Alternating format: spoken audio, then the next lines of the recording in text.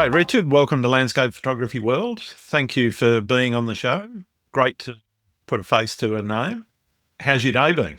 Yeah, pretty good. Just been enjoying some of the landscapes around here in Wanaka where I live. But yeah, thanks for inviting me along and giving me the chance to share some of my views with your listeners. Yeah, fair enough.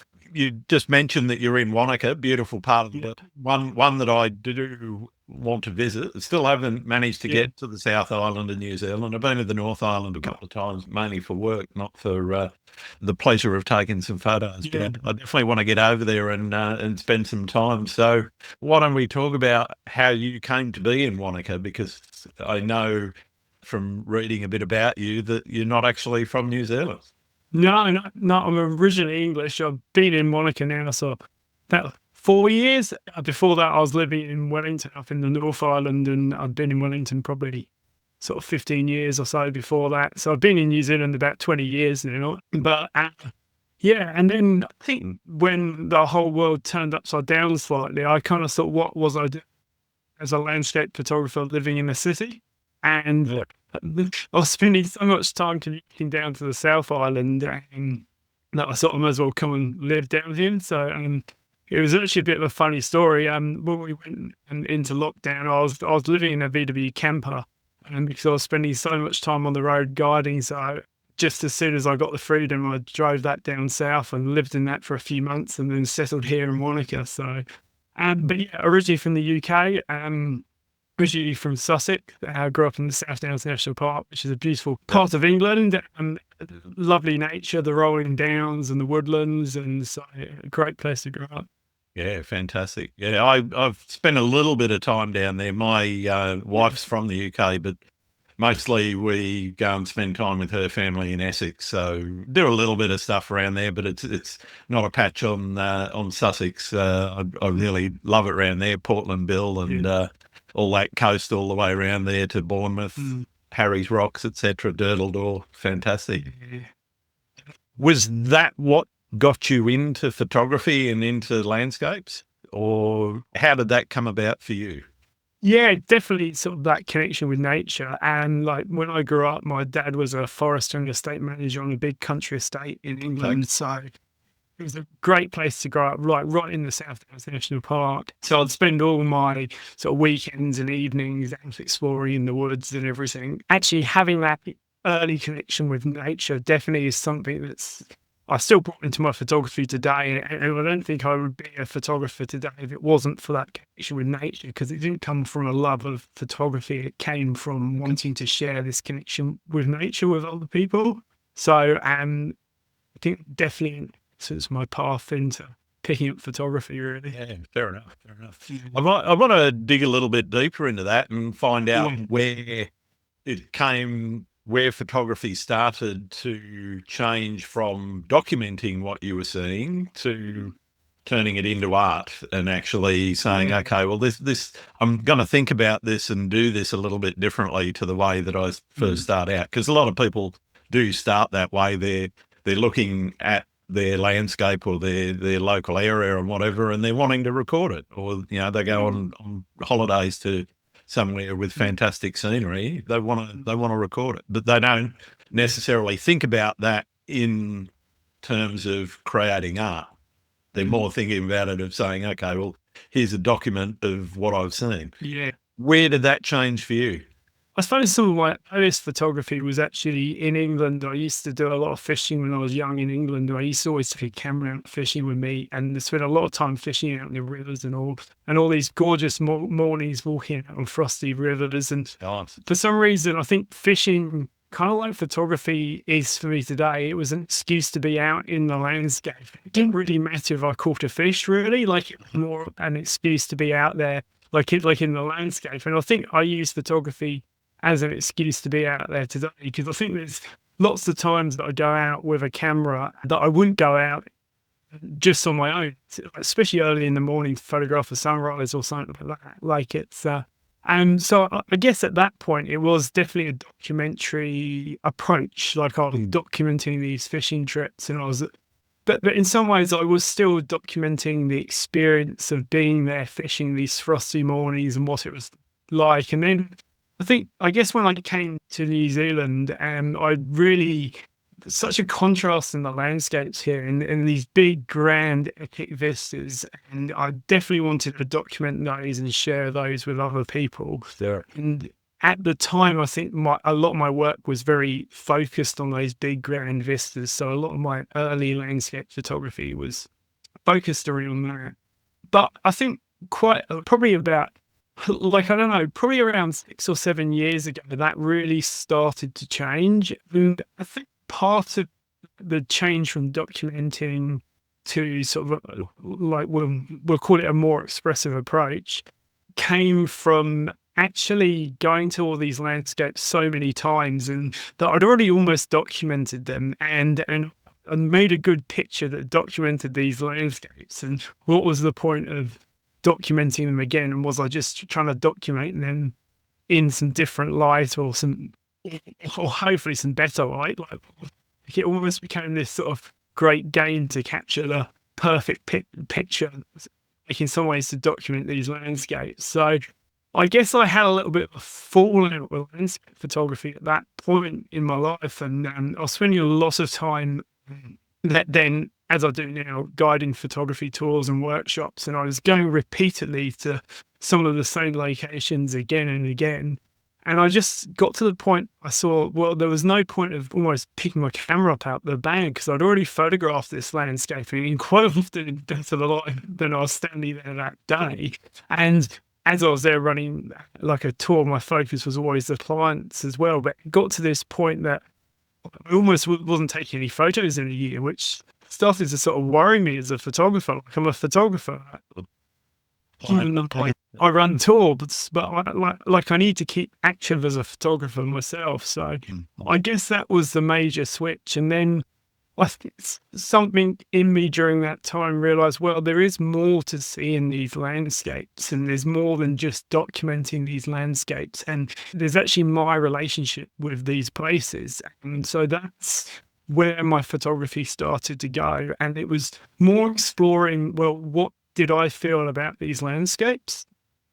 And what stories did I want to tell about them? And sometimes that's within a single image, but sometimes more within a body of work to express that. And I guess part of that thing of going back to landscapes again and again during that time, I'd been able to sort of move away from, that initial impression of the landscape, because when we all come to a big grand vista for the first time, it is like wow, and you just want to photograph that, like it's all there.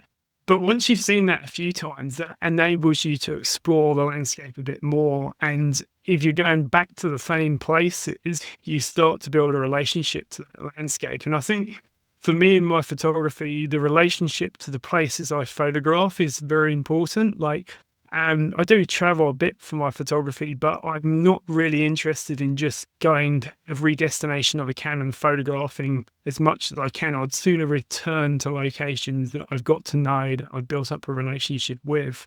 And I find today that's what kind of leads the way to that sort of more expressive approach. It's that connection I built to those places that enables me to be a bit more exploratory within those locations about what I'm photographing and what I'm trying to express to the viewer, hopefully. Yeah. Okay. Yeah. There's a whole bunch of stuff I want to dive into there, so I'll try and pick my way through it and try to remember what I was hearing as well. I guess one of the key things you talked about is that role of expressing a story, and as you say, it might not be a single image, it might be a body of work. What is that you're hoping that your viewers are taking away from some of those stories that you're trying to tell? Yeah, so I think you referenced that thing about a single image and a body of work. Like, I think it's very hard to get any expression out in a single image sometimes, because a single image could be interpreted in so many different ways. If we give you one image, I could show you an image and you could think it said one thing or said another. But when you start to collate a body of work together, there becomes more of a narrative within that. So I think it's a lot easier to build a more expressive approach with a body of work rather than a single image. I think that's an important thing. What am I trying to say to the viewer?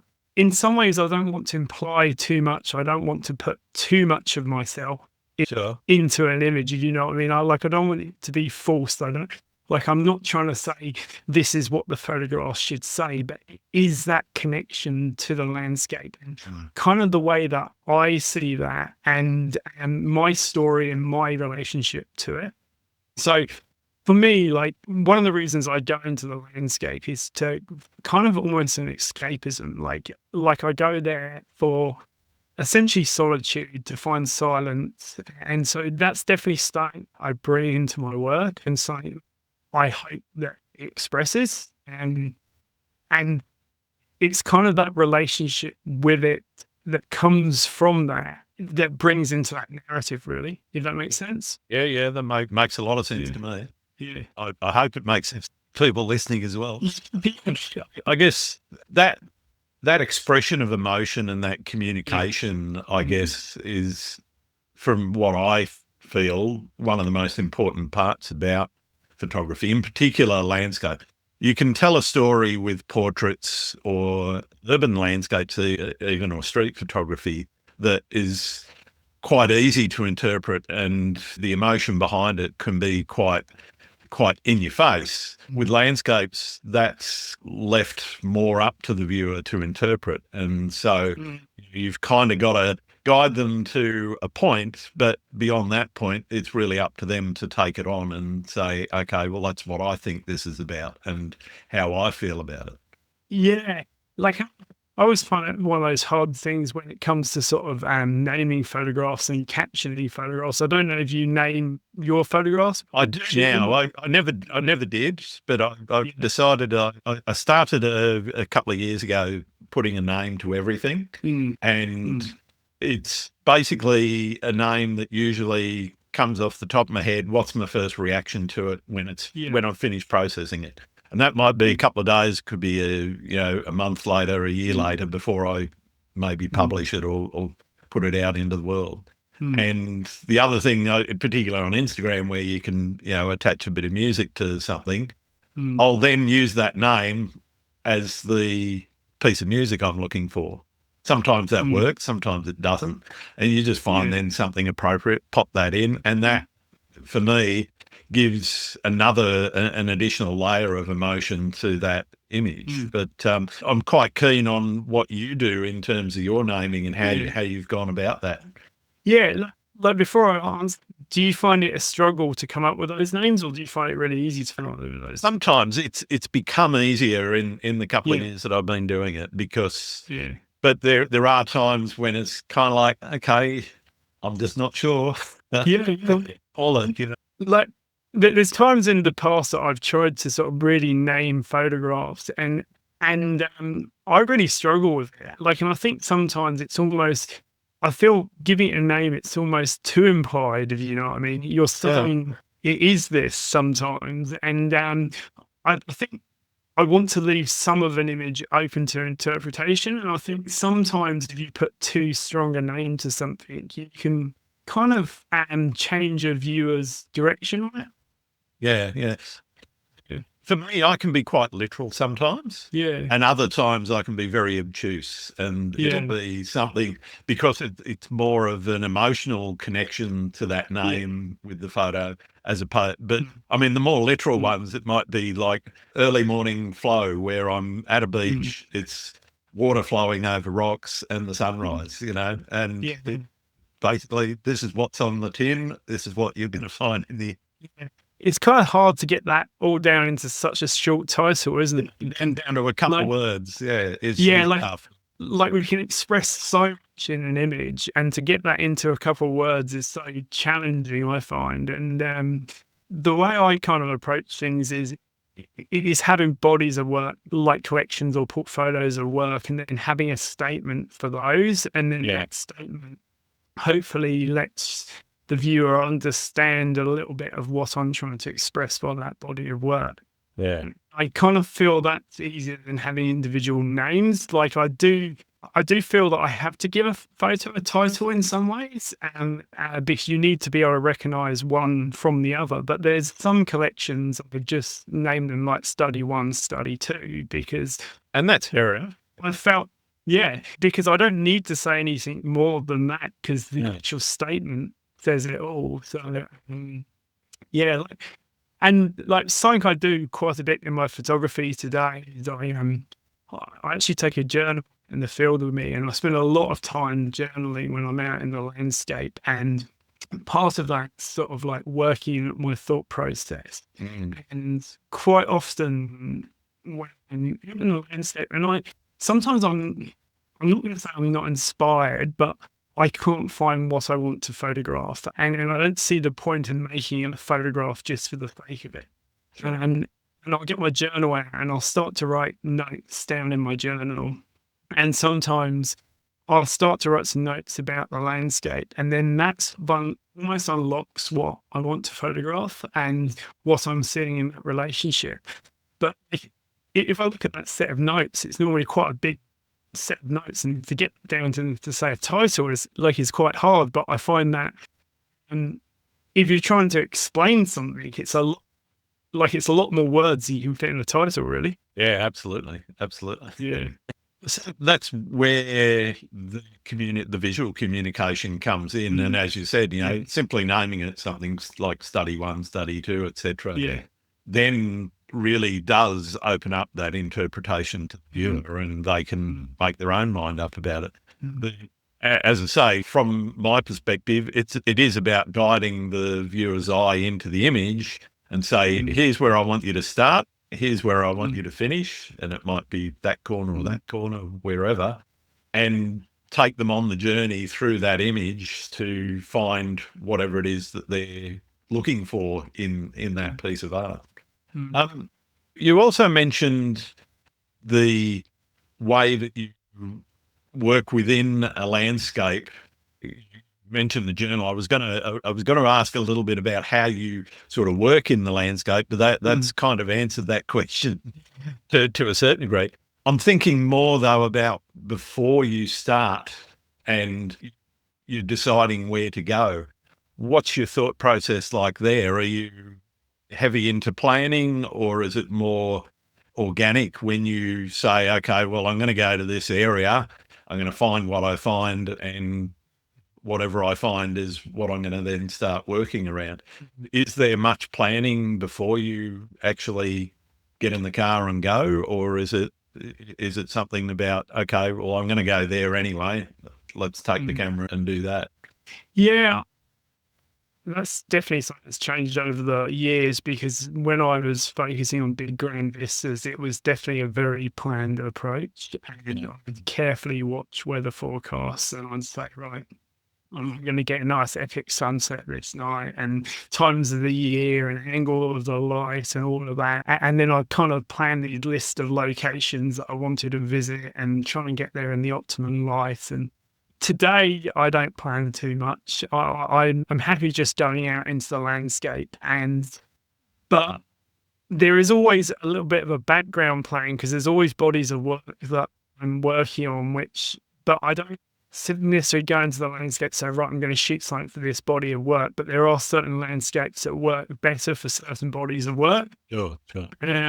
So normally, like a lot of my photography here in New Zealand these days is done at just a small number of locations that we go back to time and again. And like I've got a couple of locations really close to where I live here in Wanaka, which I love to photograph. And there's one little patch of woods that I just photograph a number of times throughout the year. And I never go in there with a plan that I'm going to go and photograph that tree or this tree. And quite often it's almost the opposite of that, if there's things I've photographed in the past, I almost stick away from those, and I'm trying to find something new within the landscape and explore it more. So I think by going back to these locations and spending time in a location and then waiting for, there are sort of certain conditions for every location that you hope for, of course, and there's certain conditions that work well for a body of work that you're working on. Like if you're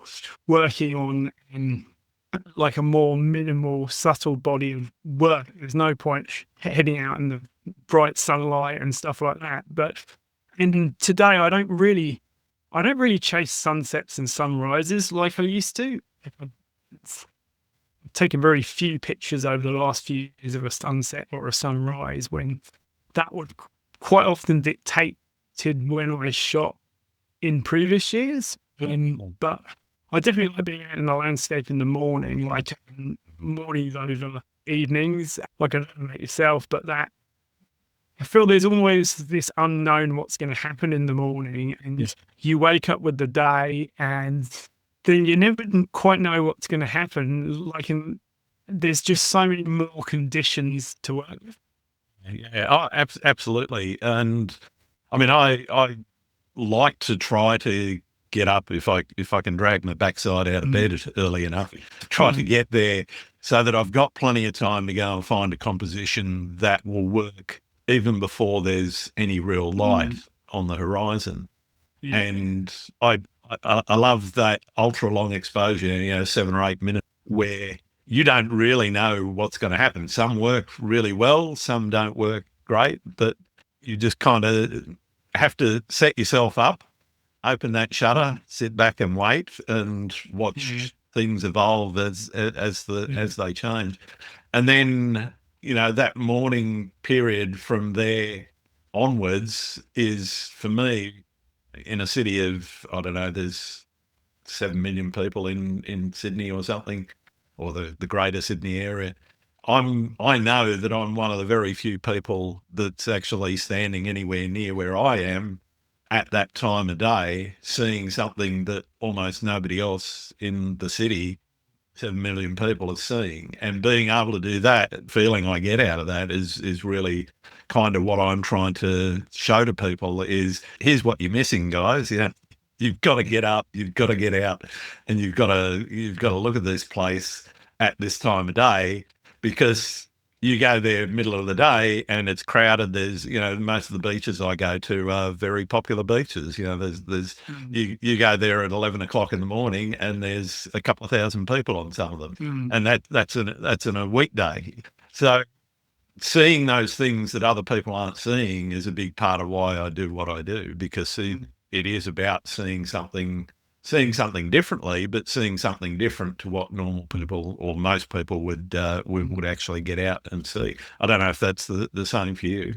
Yeah, like, it definitely is seeing something differently, because I'm hoping, like, I like to say some of the photos that I make, hopefully you wouldn't have even seen that if you were standing there next to me. Yeah. And and I think that's where the real fun comes in this sort of creative process, when you can create these images in a place and it's not what somebody would have seen if they'd gone there themselves. And that comes from building that connection to the place and seeing those different things and actually having that story you want to tell a bit. Because, like, and I see that all the time, even when I'm like leading workshops or tours. Sometimes there's a location that I've been to countless times, and you've seen so many pictures of this location, but then somebody brings something up on the back of your camera and you think, oh, where was that? You think, oh, it's just over there, I love that.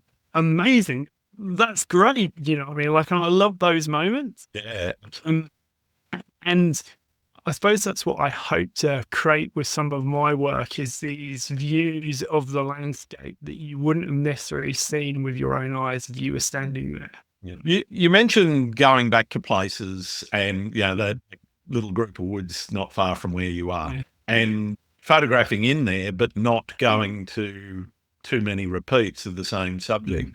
Is that because you think that's just too easy? You've done it, or is it just you've done it before and you're looking for something different? What's the thinking behind that? I suppose there's two parts of it. I think over time I built up relationships with some of these trees, and they've almost become old friends. Every year, like you walk past some of these trees and you think, oh yeah, that was that one from that photograph or whatever. But I suppose I feel when I've photographed a tree and I'm happy with it, I feel that it's complete, and I don't want to try and make a different expression of that same tree, and because it almost like it almost dulls down the other image for me. Like I've made this image that's almost the perfect expression of this tree and this relationship to me in the landscape and what I see in it. And I think to make another interpretation of that same thing, and I'm not saying I would never photograph the same tree, and there are times that I have photographed sort of parts of trees that are essentially the same tree, but once I've created a sort of like a portrait of a tree, which I feel that really expresses that connection and expresses everything that I want, I probably won't photograph that tree again, to be honest. Yeah. Like, that's a bit of that whole thing of going back to when I was photographing those grand vistas, and like sort of you'd go and try and get a better shot of it each time. And why do we need a better shot of it? Like, if we've already created something we feel that's very perfect and expresses what we want, why or how are we going to try and better that? Do you feel that you often go back and you would photograph the same scene, or? Yeah, I mean, there's a beach that here, Tarameta. If you look at my portfolio, you'll see it a lot. Yeah. But every time I go there, and it is one of the lovely things about seascapes is that beach in particular changes significantly. I can go there 2 weeks in a row, and the rocks 1 week will be covered in sand. Next week they'll be clear, and it'll just be bare rock. You go there 2 weeks later, and those same rocks are covered in weed. So, because of the way that the waves work in that little bay, that and we're talking a beach probably only 800 meters long, so it's not this isn't one of your massive beaches. And these two headlands sort of project out from either side of it, and just the way the wave action works in there. There's a big rock platform out on the southern end, and a smaller rock platform on the northern end, and both of those, the currents change, everything changes, and because of that, I can go there, as I said, not necessarily, and I don't do it week after week simply because that would become boring. But I go there, every couple of months or so. I'll just go, okay, well, I feel like going out for a shoot.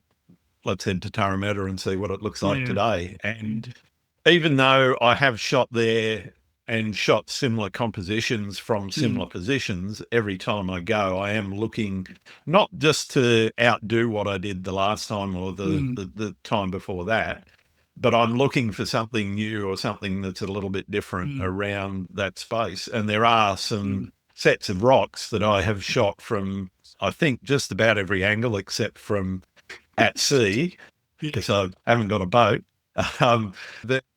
But I'm probably not going to shoot that too much. But there's other places there which I know that I can explore, because every time I go, it is slightly different. It might be similar, but it's never the same. And then, the weather conditions are never identical. You've got different cloud conditions. It could be socked in grey cloud with rain showers going across it, or it could be one of those lovely high cloud sunrises where everything just lights up crimson and purple, So it really just depends on what things are doing. And I've like you, I've kind of stopped looking at forecasts. I just go and deal with whatever's there. And if the conditions aren't quite right for taking shots from the land, then I might stick the drone up and do some top downs, which, it's just another way of expressing the same place, but differently. So you see, like, if you had a couple of different photographs of the same set of rocks, as those as two different expressions of those same rocks. Yeah, absolutely. And so some of the larger ones don't move too much, but there are smaller boulders there that they get rolled around in the surf a little bit, and so you go there after a storm and things look very different to even the day before that storm. And so, it is really easy. It is an easy place to go. The other side of things is it's not a patrolled beach, so you don't get a lot of swimmers down there. I might see another photographer. I was there a couple of days ago. I saw one other photographer there, and a rock fisherman, and someone walking their dog. And that was it on the beach for the whole sort of 3 hours that I was there. Yeah, great. You mentioned the way that you have a connection with landscapes. I'm interested in what influences that connection. Is it the conditions? Is it the place? Is it just a moment that you happen to be walking past something and go, oh, that's a shot, and off I go? How do you actually work once you've actually got yourself in that mindset of, okay, here's something that I think I can work with? What is it you are trying to pull out in that connection? Like, I think part of that is partly it's a connection. Like, I don't think my photography really is subject orientated these days, but there are certain, you could call subjects, to be quite honest, they're objects really that appear within a lot of my work. Like, there's a lot of trees, and I think that comes down to having that early connection to trees when I grew up, and I grew up on this country estate, and I spent a lot of time out in the woodlands. So I've got this early connection to that as a subject, but I see that more as an object within the frame rather than simply the subject. And I see the subject as more kind of the space in between all the interactions between things. And I guess that's what I'm looking for in the landscape, is it's the interaction between different elements within the landscape. So just taking a simple picture of a tree is very nice, but if you can take a picture of the way that tree interacts with the landscape it's in, or within other trees, or the way different branches interact with each other and that space between them. So kind of it's all about that space between elements and the way they sit together in the frame. So that's kind of what I'm looking for in the landscape, if that makes sense. Yeah. I mean, a lot of woodland photography in particular is quite a challenge, because you have to find something that stands out from the background noise, for a better word, because, the tangle of branches and leaves and undergrowth, etc., really can make that a challenge. How do you work within the landscape to sort of identify something that is going to stand out? Yeah, like I think, so as you said, like in forest photography, almost the ultimate compositional challenge for a photographer. And so there's so many needles that you can look at. Each way you look is going to be slightly different. And like, and I find the forests here in New Zealand, the native forests here in New Zealand, incredibly challenging, because we've got these amazing sort of rainforests essentially, which are so lush, and they've got all these ferns and creepers and everything, and they're just so packed. It's such a complex landscape to photograph in. And I guess one thing I'm always trying to do in my work is I'm in some ways trying to simplify a landscape, because I don't feel that I can get across the message that I want in a picture that's very complex. Like, some people shoot some really amazing complex work, but I'm looking for ways to almost simplify that landscape and reduce it down to some smaller number of elements. So that can be incredibly challenging in a forest environment, especially in New Zealand forest. And there's lots of times I will be in the most beautiful bit of forest. I just can't find a clean composition that I want to make, actually. And but I really enjoy that. Like I enjoy that sort of challenge in an image. Like, I sort of almost don't enjoy making an image that's too easy to make. If the image is easy, so not obvious, that I just go up to like a tree, a mountain, a beach, or and put a camera on the tripod and go through the same notions and capture that image, doesn't almost represent a challenge. So I do enjoy making compositions that this visual challenge that you've got to solve, and it is that thing that you're trying to work out what the ideal focal length lens is to shoot that on, and then that lens basically governs the distance to the subject. Because I think that's one critical thing. It's like that difference of different focal length lenses makes such a difference on the way you present a subject within a frame, essentially. Like, and definitely the interactions of different elements within that frame, if they're different distances from each other. So I really enjoyed that. So yeah, like, I think, like any landscape challenges me a bit. It is always enjoyable. And sometimes I will go into places and won't necessarily make pictures that I'm happy with or come away and be part of my big body of work. But if I've had and enjoy like a good, almost fun interacting with this landscape and working out how to balance out these elements, I find that really rewarding, actually. Yeah, awesome. With bodies of work, how long do you give yourself before you say, okay, I'm finished? Because I've got a few projects that I've been going for probably about 6 or 7 years of things that I keep going back to, but try to do differently. Is your process similar, or do you set yourself goals and deadlines that say, okay, I know I'm done with this, or is it just you feel like you're done with it? Like, yeah, I'm not sure if you're ever completely done with anything. Like, I think you've got to get to that point that you probably should move on. Like, I suppose in some ways I get done with some, like, there's so many bodies of work that I've created which I don't feel represent me as a photographer today. So I've moved on from those. And I don't present in any form, and you couldn't find them anywhere today. But I will still shoot stuff for them sometimes.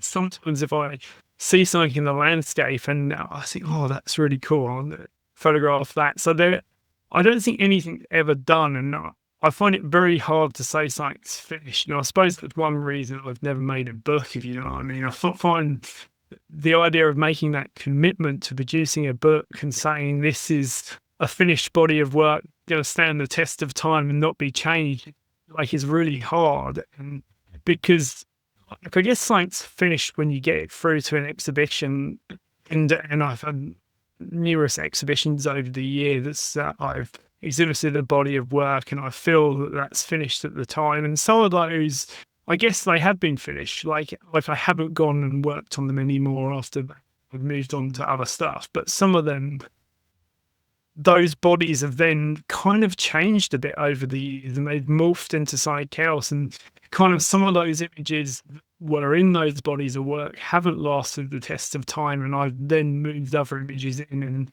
sort of almost strengthened that body of work over time. Interesting. Yeah.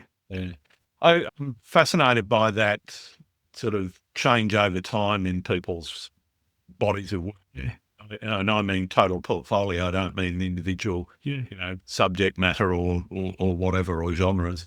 And how that has evolved, that evolution, is that purely based on better skills and better experience, or better cognitive ability in terms of assessing your own work and saying, okay, well, that's now not good enough. Was good enough 5 years ago, but now it's kind of, it moves out. I'm really fascinated by people's thinking around that sort of progress that they make. Yeah, like, I wouldn't say it's normally from a technical point of view. I would say it no longer represents what I want to express, and I want to express from my work, or what I want work to represent me as a photographer, really. I did write 2 books on photography, one called Style and Vision, and another called Expressive Photography, with another photographer, Ken Wright, and we wrote them in 2020. We had nothing to do for a few months in 2020 for I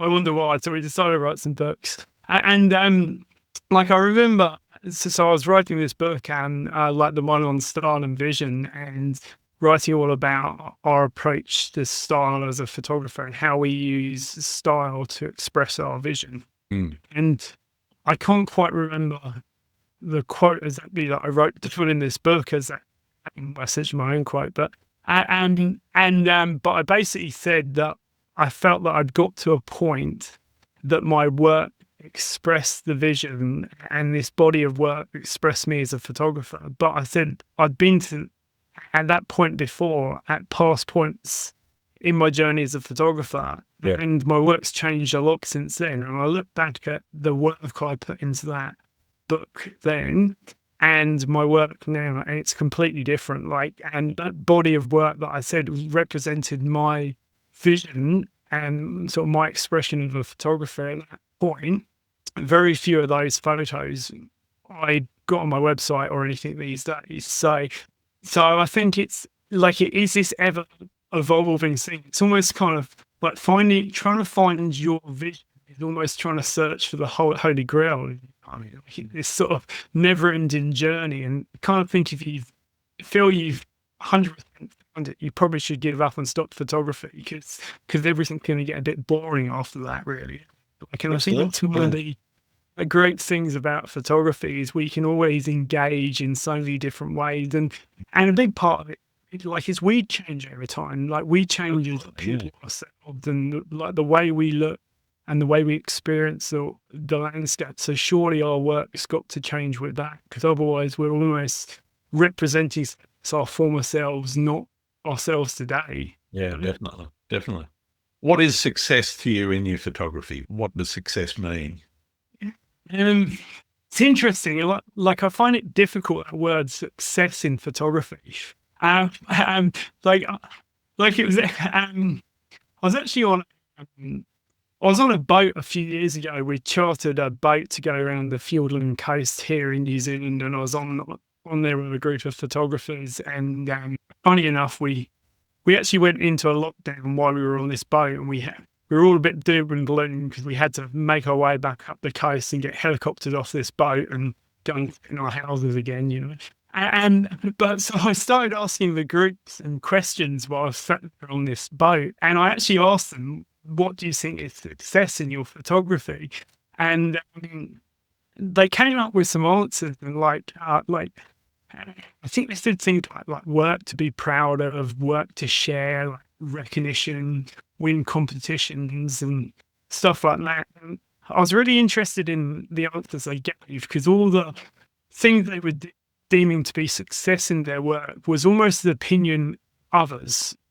Something external, yeah. It's like external, and it comes down to, why are we doing photography? Are we doing it for someone else, or are we doing it for like ourselves? If you know what I mean. And I think, like, I asked them a couple of other questions, and I said, like, and I actually asked them, why did they photograph? And came up with answers like to see, to appreciate, to explore, to tell stories. It was all this kind of personal thing, but they were basing that success on the opinion of others. And then I think, I asked them, what do you think what leads to disappointment in your work? And it's like not meeting expectations, missed opportunities, like long condition, getting the settings wrong and stuff like that. And I thought it was this really backwards way of sort of almost getting success from this external validation, but we were photographing for ourselves. So I kind of think, so to get back to your question, like, what is success? And I think success, I don't look to be like, obviously I need to make a living from my photography. I'm a full-time photographer. And I think people that don't need to make a living for their photography, and they can be a lot more flexible what success is in their photography, because they can just do stuff that makes them happy. And I think that's the kind of goal. Make yourself happy. You photograph for yourself. Success is those moments out there in the landscape. It's being there. It's those interactions in the landscape. It's making those images that you feel that expresses that. And that's kind of what I deem is real success. Obviously, I do have to look at things slightly commercially. Like, I do need to make money at my photography as well. But like, I think the real success comes from those days out in the landscape when I'm happy and I'm engaged, when I'm making work that I feel that then expresses that. Yeah. Nice. Let's talk a little bit about becoming a full-time professional photographer. Where did the idea come from? How did you go about thinking, okay, how do I do this? A lot of people sort of start out going, oh, it'd be wonderful. I just get to wander around the world taking beautiful photos and sell them. Everything will be fine. Yeah. You and I both know that's not the case. And you've actually got to do a bit of thinking about how you're going to set your business up. How did that go for you? And talk me through your thought processes before, during, and when you've got yourself established? Yeah, like I there was a long transition and period. Luckily, I was managed to support myself through some other work and then go contracting for a while. So I had a great sort of flexibility for that transition period as I went full time as a photographer. Um, and but like to start with, a lot of my sort of like my main sort of outlet with my photography was selling my work as bid fine art prints. And I had a gallery space in Wellington for a few years. And that's how I made most of my income as a photographer. And like it's difficult trying to make money selling prints in today's environment, running a gallery. And I had a gallery that I had my work in. Well, the first gallery space I had my work in one room and 4 local artists in another room. Yep. And then we kind of all looked after the running of a gallery between us.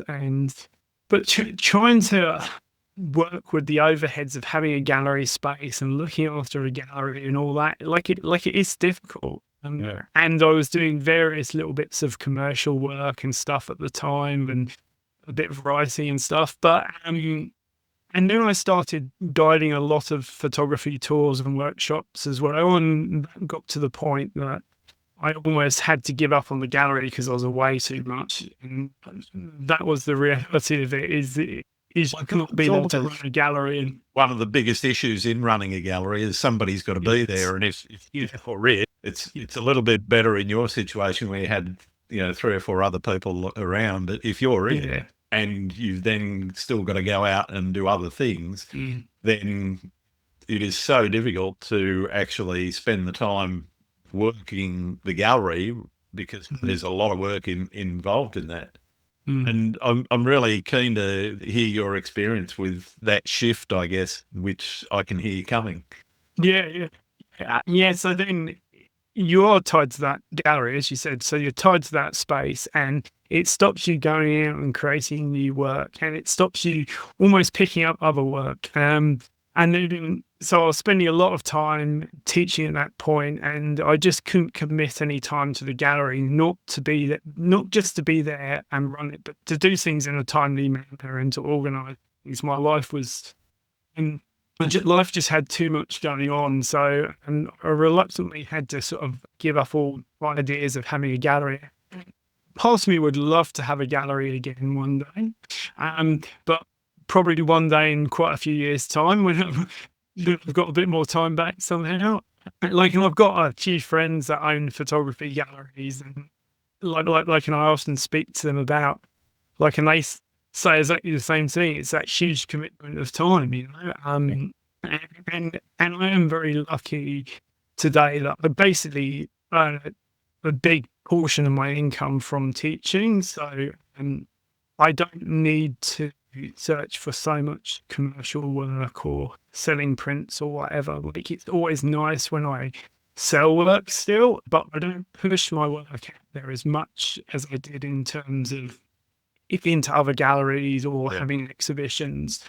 And I'd love to spend some more time focusing on that, but I just don't have the time to focus and put enough energy into it quite at the moment. But it is something I've been trying to carve out a bit more time within my year each year to do. And I've had a couple of exhibitions over the last year, and I've got another exhibition lined up in November. So it's nice to actually be focusing on, because that's what I'm passionate about. That photography is art as that expression. That's what I'm passionate about. And ideally you just do that, but trying to make a living out of that is incredibly difficult. Yeah. Have you ever felt like a landscape has spoke to you, and a time where it's been such a memorable experience that you were just blown away by it? Tell us a bit about an experience that you've had that really stands out. Yeah, I think those soul moments, those big blown away experiences are sometimes those big epic vistas and stuff like that. And you get blown away by those, but they don't always speak to me today. Like it's more when I find that little nuance connection between psyche and the landscape, or two elements within the landscape, that I'm so engaged. So, and I think that comes down to a combination of conditions and placement of those. Like it's almost this perfect combination that can't represent itself again. Sometimes that you feel that you've seen. And I guess they're those moments that you think, wow, yeah, this is just really special. Like I'm going to make something here that is going to be so hard for me to replicate again. I can't just come back here and replicate this same thing. So like, I guess like it's those little moments, and there's so many of them. There's not one moment I could say to you that, wow, this was it. And that's the picture I got. Like I probably would have said that with some of my landscapes a number of years ago, but like today I think that smaller, more nuanced things, not the things that, blow you away in some ways. Fair enough. What about horror stories? Everyone's had a few sketchy experiences. How about yourself? Oh yeah, plenty. Yeah, like like you always do those silly things, whether it's the camera going over or like on a tripod and those sorts of things. And I've had days that I used to have a little VW pop-top camera, and I'd go out into the landscape, and one morning I was frozen in it because I'd got all the door sills wet the night before with snow, and I couldn't get out this thing. And then I got out this thing, and I couldn't put my tripods away that night. I had two tripods, and because both of them, the legs were completely frozen, so I'd left them under the van for the night. Yeah. Just chucked them under the van, got out to get out the next morning, and the legs were completely still frozen, but the ball heads were frozen on them as well. Oh, wow. And I remember dipping these ball heads in the lake, trying to unfreeze the ball heads, which kind of worked for a while, but then they just freeze back up. And so like I guess sometimes the horror stories are just trying to deal with conditions, but like it's those conditions which like if you can work in those conditions, they can lead to some really rewarding work. And I think kind of being out there in the elements like is important. Like it's always comfortable being out there on nice, sunny, enjoyable days, but being out there in the elements, like it's a lot more roaring. In some ways, you're quite a bit more engaged, I think. Oh, definitely. Yeah. A few ways. Oh, yeah, one or two. I've broke a 24-70 lens when the tripod tipped over onto some rocks, and it actually put the lens so far out of whack you couldn't actually move the zoom. The mechanism inside had broke, and when I sent it off, it was kind of like, no, you're gonna have to put in an insurance claim. So I did, and bought another one. Yeah. No, I think I've done well. I hope my insurance company's not listening, but probably 3 or 4 camera insurance claims over the years.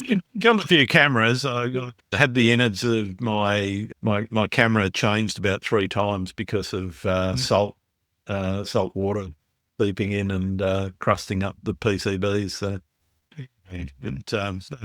it's part of seascaping. Yeah, like it's always a harsh environment to work on the coast with and sea, isn't it? And mostly it's because I've stood in the wrong spot and had waves come up and either drench me and the gear, or I'm standing one place with a seawall behind me, and wave came up, hit the seawall, went up over the back of my head, and just drenched everything. And but I find the cameras today, though, are a lot more robust than what they used to be. Like, as long as you don't drop things, like if they get sprayed with salt water, you can easily wipe it off. And I'll happily use mine in the tipping rain these days and not really care to. Fresh water isn't that big a deal. It's when the salt starts to gel on the circuit boards, and that's where you get a bit messy. How has landscape photography changed your relationship or shaped your relationship with the natural world? You started out wanting to be in nature, and you obviously still want to be in nature, otherwise you wouldn't still be doing it. But has it shaped and changed your own relationship with the world? Yeah. Yeah, it's definitely changed my relationship with the world. It's like it's made me look at landscapes differently and appreciate them differently, and try and work out. I guess trying to work out what that relationship between me and the landscape is essentially. When like I think before that, I wouldn't think about the relationship between me and the landscape. The landscape was something there that was in front of me, and I was me, and these were two different things. But Yeah. I guess it's engaged me to explore that relationship between me and how I feel and how that landscape makes me feel. Mm. And it's also enabled me just to slow down and appreciate the landscape, because I think this is a big thing. I think we're all so busy in our lives today. Like, we live lives at such a rush pace, and I think we don't leave that at home when we go into natural landscapes all the time. And I see this all the time with groups of photographers, with a group, and they're almost rushed down there to sort of capture this landscape, to sort of take it away, to that image. But really, it's about working out that relationship first. And if I can't work out that relationship, quite often I won't make a photograph now. Like I mentioned the thing about journaling earlier, and quite often I'll go down to the side of some amazing epic vista and there's amazing style, whatever, and I just can't work out what I want to say in that landscape. So I definitely use the journaling as a way to unlock that, but it's also a way of me just sitting down, appreciating, and sometimes I write stuff in my journal, sometimes I won't. But definitely trying to work out what that is before I just go out and sort of capture and take from the landscape. But yeah. What about times when you are struggling to find inspiration? And what do you do when you're just not feeling like going out and doing photography? How do you sort of get through those creative block moments that a lot of photographers face? I suppose there's two parts of that. There's the times that you're struggling to get out. And for me, that's normally because there's just too much else going on in my life. And I think all of us, whether we're full-time photographers or got other jobs or whatever, it's those external influences that affect us so much. And so I think that stops me from getting out, because it stops me from being in the right headspace sometimes. And when I go, like, I kind of know from the past, if I go into the landscape and I'm not in the right headspace, even though the landscape is something helps relax me and it helps engage me, but if I go out there and I'm not in the right landscape to start with, it's very difficult just to switch off. And so I suppose that's part of it. Like, and so sometimes I feel that I won't go out because I don't feel that I'm in the right headspace. I don't feel that I'll be able to focus on while I'm out there. But then kind of the bit about the whole inspiration, I guess. And I think it's at that point you've just got to go out there. You've got to and just force yourself to go out there and photograph something, even if you don't want to. And like, I haven't been doing a lot of coastal photography, like you were speaking about with your coastal work, and that's obviously something that really inspires you. You've got a connection to that beach you spoke about. Like, over the recent years, I haven't really done much coastal work at all. And a friend offered me like a week in his batch on a coast recently, like on a real wild, rugged bit of coastline, and I was almost reluctant to go there because I knew I was kind of going there to photograph. And he kind of joked he's a bit of an artist in residency, and I had to make him leave him a piece of artwork for his batch from my stay there. And I was like, oh yeah. So I sort of almost had this pressure on to create something while I was there. And I didn't know how I felt about it, because I wasn't necessarily inspired to go out and photograph on the coast. And I did actually have to kind of almost force myself to get up every morning for sunrise and go down and shoot on the coast. But it was really interesting, even though I didn't feel that I had that inspiration the start of the week. Like, during the week, I shot every sunrise and sunset on the beach. Yep. And I actually felt quite inspired during the end of the week. And I actually started to create this new body of work, which was very different to anything I've been working on lately. And I guess it was a bit of a case of showing up. I mean, Yeah. but like also it comes back to that whole thing, showing up, but also going back to the same place. I shot 6 sunrises and 6 sunsets on the same spot on the same beach. Yeah. No. And I actually basically shot the same composition Oh, wow. for Okay. 12 images as well. So, Did your mate get his piece of art for his badge? yeah, I'm still working on it. Yeah. But do you find it hard to get inspired to go out sometime? Sometimes, yes. The way that I normally do it, it does depend, as you said, a lot on what's going on in life. If there's other things going on, I'm in the middle of building a house at the moment, getting ready to build a house, getting all the plans and everything approved and all that sort of thing. So we're not at construction stage yet, all the pre-construction stuff. So that in the last couple of months has just taken up a load of time. Did a trip over to the UK. That was actually for a bereavement, so it wasn't necessarily a fun trip, and getting in the right headspace to go out and take shots over there wasn't feeling it a great deal. So what I normally do is go and do something different for a bit, and eventually I know that the itch will come back. And you know, in the last couple of weeks, I've been out a few times simply because that itch has returned, and I know that I've got to go out and do something for myself. And part of that's mental health, but it's also just that creative urge that comes, and I know it'll come back. So I don't really sweat it the way that I might have done, say, 10 years ago, where I might have been going, oh, I really need to go out and create some content, as opposed to go out and actually do something artistic, and take my time about it and so forth. And I think, that comes to what I want to talk about next is the place of photography in society and the way that people engage with it. I think changes over time within people's careers, but also it's something that has changed over time within the social media space. And I'm just interested in your experience and how your social media experiences evolved from where you sort of started out to where you are now, and what your thoughts about photography's place in society might be. Yeah, all right, I'll answer that question in a second, but I'll just come back to a point that you raised just before that, because I thought it was interesting, actually. And you said about almost that creative break. Yeah. And I think that is something that's very important for me, is actually having a creative break. It's something that I actually try and do every year. And normally during the summer, because I find photography in the summer, the conditions aren't necessarily that favourable.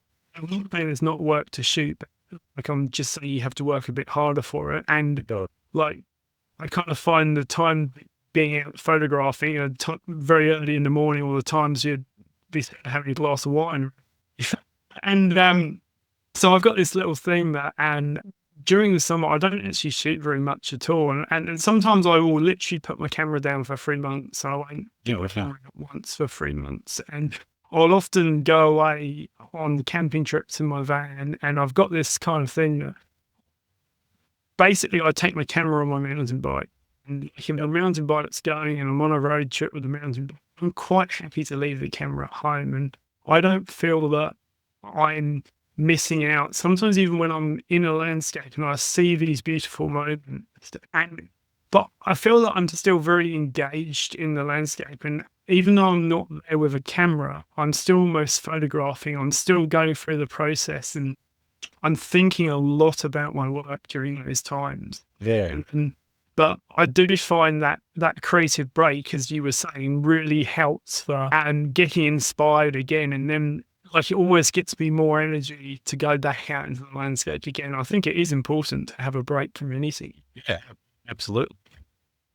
Whether it is a full-time career or not, even if it is something that you do in your spare time, you still do need a break from it, because it's like anything that you do repetitively, you've got to take a break from it, because otherwise you do get stale.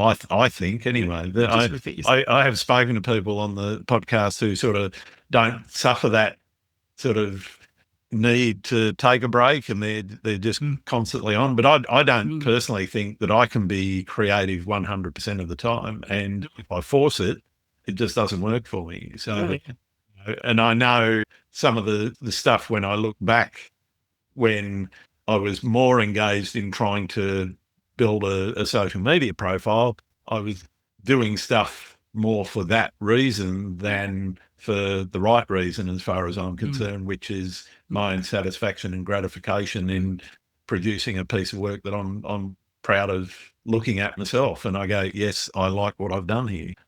Yeah, like it takes a lot of creative energy to make anything, like whether you want to make it or not. So when you're kind of engaged, when you're not engaged and you're putting all that creative energy into something you don't really want anyway, it's kind of almost like a waste of creative energy that can have stayed up something else. And then the second part was the social media, wasn't it? Well, yeah, social media and its place in society. Yeah.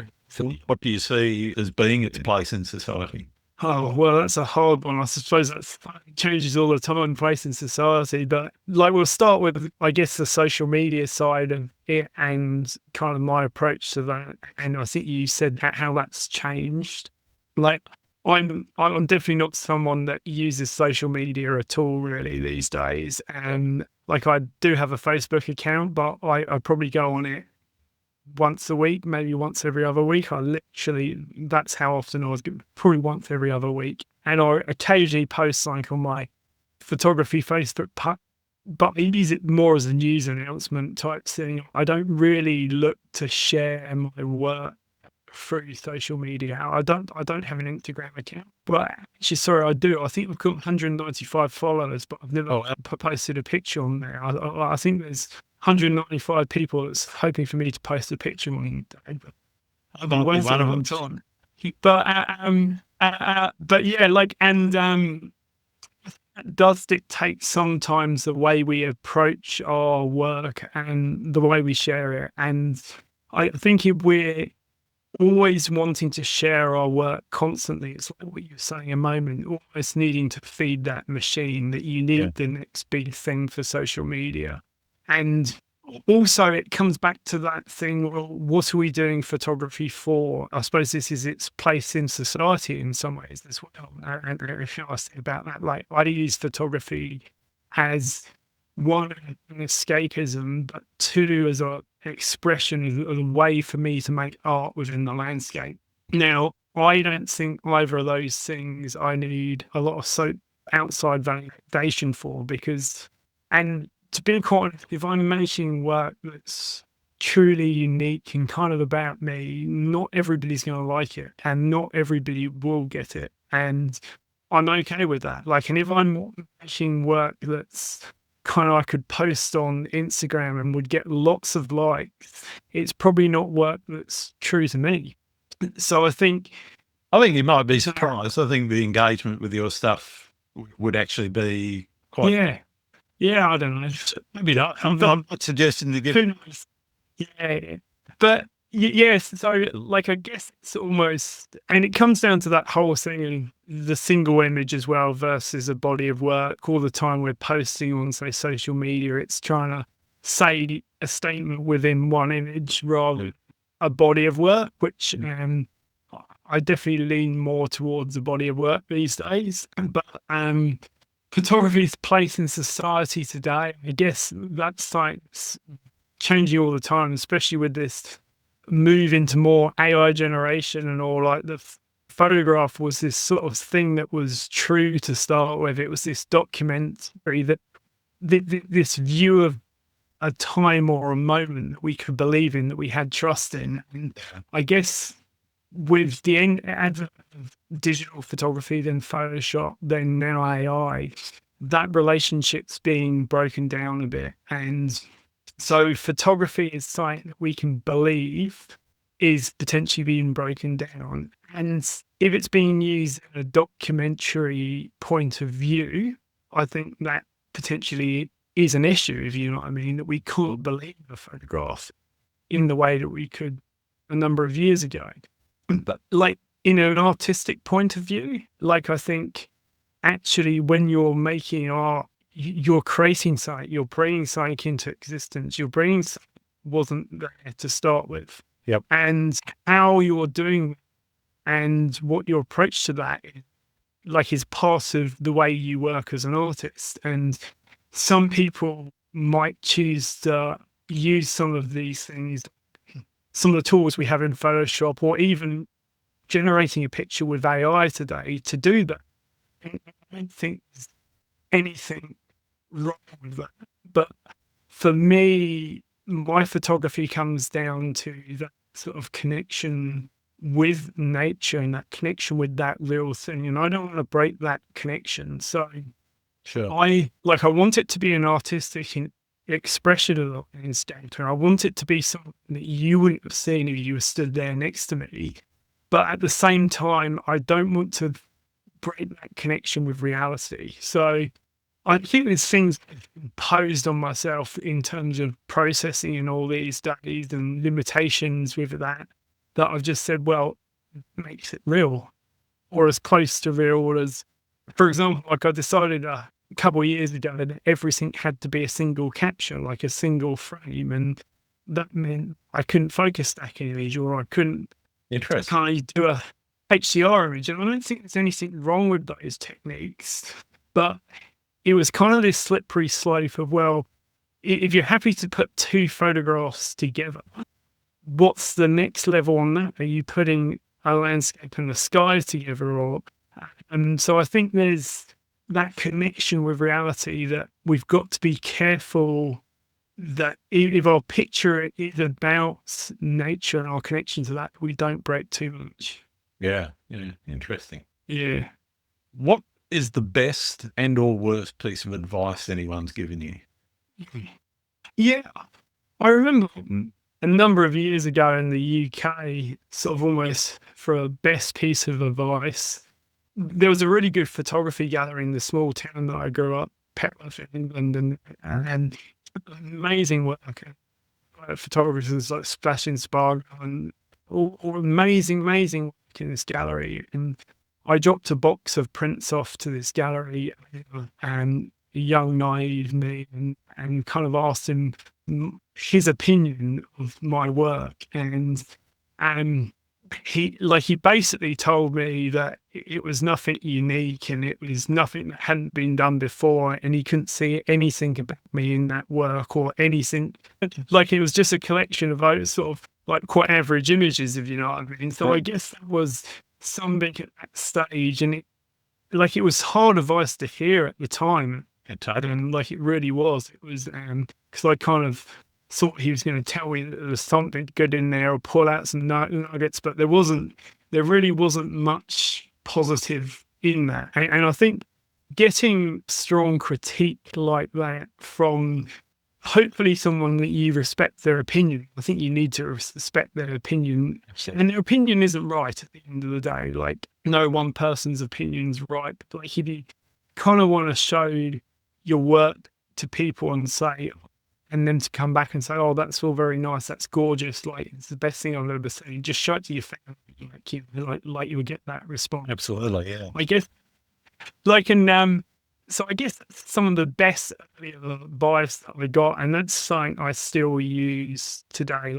There's a number of other photographers and people that work like photographers, or some people within the art world that I sometimes show my work to. I get feedback and critique from that. And sometimes I've shown a body of work to a number of different people, and I've got very different feedback from different people.